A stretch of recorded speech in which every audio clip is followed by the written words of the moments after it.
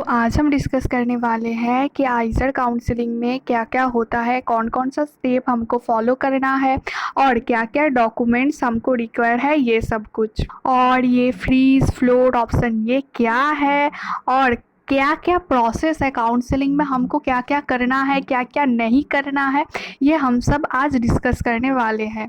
तो first of all जुलाई 4 से जुलाई 7 तक हमको क्या है, portal opens to upload documents and freeze the IISER preference. मतलब हाँ, मैं इसके बाद में बोलूँगा क्या क्या डॉक्यूमेंट्स हमको रिक्वायर है, तो वो डॉक्यूमेंट्स हमको अपलोड करना पड़ेगा जुलाई 4 से जुलाई 7 तक। और आइज़र प्रेफरेंस आपको फ्रीज़ करना पड़ेगा। मतलब आपने जो आइज़र के प्रेफरेंस दिया है, आइज़र पुणे फिर आइज़र कोलकाता, ऐसे-ऐसे जो आपने प्रेफरेंस दिया है उसको आपको फ्रीज़ करना पड़ेगा। हमको क्या-क्या डॉक्यूमेंट्स रिक्वायर है, फर्स्ट ऑफ ऑल क्लास 12 की marksheet and passing certificate, second class 10th की marksheet and passing certificate, third जो आइज़र एप्टीट्यूड टेस्ट 2023 में हुआ था उसका एडमिट कार्ड, फिर printed copy of the application form, आपने जो आइज़र में जो एप्लीकेशन किया था उसका प्रिंटेड कॉपी, फिर कैरेक्टर सर्टिफिकेट ये स्कूल देगा, फिर कैटेगरी सर्टिफिकेट आपका जो कैटेगरी है मतलब एसटी, एससी, फिर ओबीसी ये सब कुछ, फिर आइडेंटिटी प्रूफ मतलब Aadhaar card, PAN card, voter card ये, और रैंक कार्ड जो आपको 3 जुलाई को मिला था ना आइज़र के ऑफिशियल वेबसाइट पे, जो आपको जो रैंक आपको मिला है वो। तो ये सब डॉक्यूमेंट्स रिक्वायर है, ये सब डॉक्यूमेंट्स लगेगा, तो प्लीज़ आप इन सब डॉक्यूमेंट्स को कलेक्ट करना स्टार्ट कर दीजिए। तो राउंड 1 कब से स्टार्ट होगा, 12 जुलाई से, फिर क्लोज होगा 14 जुलाई से, राउंड 2 इस तरह से, फिर राउंड 3 इस तरह से होगा, देख लीजिए टाइम। फिर राउंड 3 का और राउंड 4 का आप ओपन डेट और क्लोज डेट दे।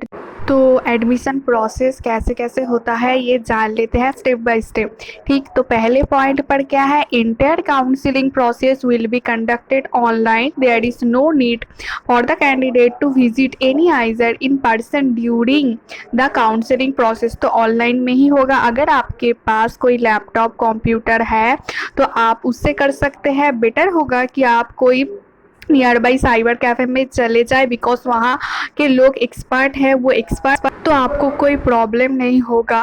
ठीक, सेकेंड में क्या है, candidates can check if they received admission offers by logging into their application portal. तो डॉक्यूमेंट्स को देने के बाद, डॉक्यूमेंट्स को फिलअप करने के बाद, फिर आइज़र प्रेफरेंस को फ्रीज़ करने के बाद 7 जुलाई के बाद क्या होगा, आपको एक एडमिशन ऑफ़र आएगा। एडमिशन ऑफ़र आएगा, वो कैसे पता लगेगा, आपके लॉगिन आपको आपके यूज़र आईडी पासवर्ड से आपको लॉगिन करना पड़ेगा एप्लीकेशन पोर्टल में जाके, फिर आपको एडमिशन ऑफ़र मिलेगा। तो थर्ड नंबर क्या है, admission offers to any candidate will be given strictly based on the following factor. जो आपको एडमिशन ऑफर मिलेगा वो सीट अवेलेबिलिटी पर डिपेंड करता है, आइज़र में सीट अवेलेबिलिटी कितना है, फिर IIT rank obtain bye the candidate और जेई के वीपीआई रैंक एज एप्लीकेबल जो एप्लीकेबल है, फिर कितना रैंक आपने ऑब्टेन किया है इसके ऊपर भी डिपेंड करता है, फिर आइज़र प्रेफरेंस ऊपर, और आपका जो कैटेगरी है, कौन सा कैटेगरी में आप बिलोंग करते हैं उसके ऊपर भी डिपेंड करता है। फिर क्या है, if a candidate receives an admission offer he or she can either choose to accept the seat or reject it. मतलब फर्स्ट राउंड के बाद आपको एक एडमिशन ऑफर मिला, किससे मिलेगा, आपको वो एसएमएस कर देगा या आपको ईमेल आईडी से मिल जाएगा। ठीक, तो आप क्या कर सकते हैं, उस सीट को एक्सेप्ट कर सकते हैं और रिजेक्ट कर सकते हैं। If candidate rejects the offer seat or if no action is taken by the candidate before the deadline, then candidate will not able to participate further rounds of counselling. मतलब अगर आपने वो सीट एक्सेप्ट किया तो ठीक है, but आपने अगर रिजेक्ट कर दिया या कोई भी एक्शन नहीं लिया, मतलब एक्सेप्ट भी नहीं किए, रिजेक्ट भी नहीं किए, फिर आप अगर डेडलाइन से पहले, तो आप अगले जो राउंड होगा उस राउंड में पार्टिसिपेट नहीं कर पाएंगे। ठीक, तो सीट को क्या करना है, सीट को एक्सेप्ट कर लेना है। ठीक, फिर क्या है, if a candidate receives an offer then to accept the seat offer. अगर आपने सीट को आपने एक्सेप्ट कर लिया है, फिर क्या होगा, स्टूडेंट मस्ट पे अ सीट एक्सेप्टेंस फी। आपको एक सीट एक्सेप्टेंस फ़ी देना पड़ेगा। मैं फ़ी बोलूँगा क्या क्या है। थ्रू द ऑनलाइन मोड से बिफोर द प्रिस्क्राइब डेडलाइन से पहले। If the seat acceptance fee is not paid the candidate will not consider for admission in subsequent allocation round. मतलब अगर आपने वो फ़ी नहीं भरा तो क्या होगा, आप जो अगले राउंड है, राउंड 2 राउंड 3 ये सारा राउंड होगा, उसमें आप एलिजिबल नहीं होंगे। ठीक, तो क्या करना है, सीट को एक्सेप्ट कर लेना है और एक्सेप्ट करने के बाद आपको फीस दे देना है। ठीक, आफ्टर एक्सेप्टिंग, फिर क्या है, after accepting the offer and paying seat acceptance fee the candidate can exercise 2 option. अब आपके पास 2 ऑप्शन आएगा, क्या क्या, फ्रीज और फ्लोट ऑप्शन। फ्रीज और फ्लोट ऑप्शन क्या है, मतलब देखो आपको फर्स्ट राउंड के बाद आपको आइजर बरहमपुर एलोटेट हुआ। ठीक, तो आपने क्या किया, उसको फ्रीज कर दिया। फ्रीज मतलब आप आइजर बहरमपुर में ही पढ़ेंगे और कहीं और कोई भी आइजर में आप नहीं जाएंगे। ठीक, उसको कहते हैं फ्रीज ऑप्शन। मतलब आप फर्स्ट राउंड में ही उसको चूज़ कर लिए और आप राउंड 2 राउंड 3 पर आप पार्टिसिपेट नहीं कर पाएंगे, ये फ्रीज ऑप्शन है। और फ्लोट ऑप्शन क्या है, फ्लोट ऑप्शन मतलब आपने आइजर बरहमपुर चूज़ कर लिया, फिर राउंड टू के बाद आपको क्या होगा, आइजर मोहाली या आइजर तिरुवनंतपुरम ये भी अलॉट हो सकता है। फ्लोट ऑप्शन मतलब ये कि आपने उसको फ्रीज नहीं किया, आपने अलग अलग राउंड पर अब राउंड आपको हायर प्रेफरेंसाइजर मिल सकता है। ठीक, फिर क्या है, the float option is activated by default for those who पे the seat acceptance fee. Like आप एसेफ अगर नहीं पे करोगे तो आप अगले राउंड में नहीं बैठ पाओगे। ठीक, फिर आपने फ्लोट ऑप्शन चूज़ किया है तो आप नेक्स्ट राउंड में भी क्या होगा, सीट एलोटेशन में बैठ सकते हैं।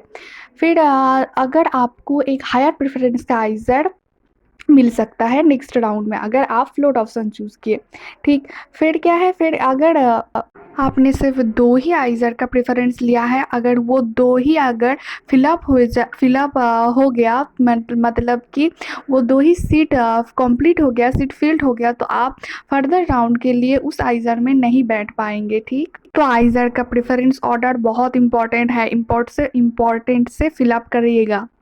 फिर आपको एडमिशन ऑफ़र मिल गया तो आप उस पर्टिकुलर आइजर में जाओ, जाकर एडमिशन कर लाओ और क्या क्या डॉक्यूमेंट्स रिक्वायर्ड है वो पर्टिकुलर आइजर अथॉरिटी ही आपको बोल देगा।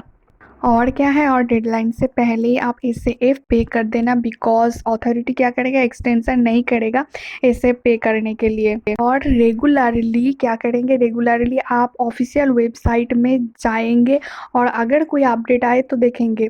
और आपका यही काम है कि अब मॉर्निंग में उठते ही आप ऑफिशियल वेबसाइट में जाएंगे, देखेंगे कोई अपडेट आया है या नहीं आया। अगर एक भी अपडेट मिस हो गया तो प्रॉब्लम हो सकती है। तो सुबह उठने के बाद आपका क्या काम है, नाक मुँह धोकर हर रोज़ एवरीडे क्या करेंगे, ऑफिशियल वेबसाइट में जाएंगे, क्या अपडेट आया है उसको देखेंगे। ठीक, यही काम है। फिर आप जो भी काम है आप करना। तो अब आते हैं एसएएफ पर। अगर आपको कोई एडमिशन ऑफ़र मिला तो ही आप इसे पे करना। ठीक, और कितना कितना रुपीज़ होगा, 35,000 for general EWS OBC NCL category के लिए और 17,500 क्या एससी एसटी कैटेगरी के लिए। और अगर आप इसे पे करने में फेल हो गए तो क्या होगा, तो आपका जो सीट ऑफ़र है वो कैंसिल हो जाएगा और जो सब्सिक्वेंट राउंड है, मतलब आगे आने वाले राउंड में आप नहीं बैठ पाएंगे। फिर आपको कोई आइजर एलोटेट हो गया तो ये मनी उसको फर्स्ट सेमिस्टर फी से वो एडजस्ट कर लेंगे वो अथॉरिटी। और अगर आपको राउंड 1 में कोई भी आइजर नहीं मिला तो डरिएगा नहीं, राउंड 2 राउंड 3 तक आपको मिल जाएगा। ठीक, आप फ्रेश एप्लीकेशन करना राउंड 2 में तो आपको मिल जाएगा। और फ्लोट ऑप्शन चूज़ करना, बिकॉज फ्लोट ऑप्शन चूज़ करने के आपका हायर प्रेफरेंस आइजर भी मिल सकता है। तो डरिएगा नहीं, दिमाग बिल्कुल शांत रख के, बिल्कुल ठंडा रख के ये आप बैठिएगा, बिकॉज अगर एक भी रॉन्ग स्टेप आपने ले लिया तो बहुत मुश्किल सकता है। ठीक, और भी अपडेट के लिए हमारे साथ जुड़े रहिए और अब तक के लिए इतना।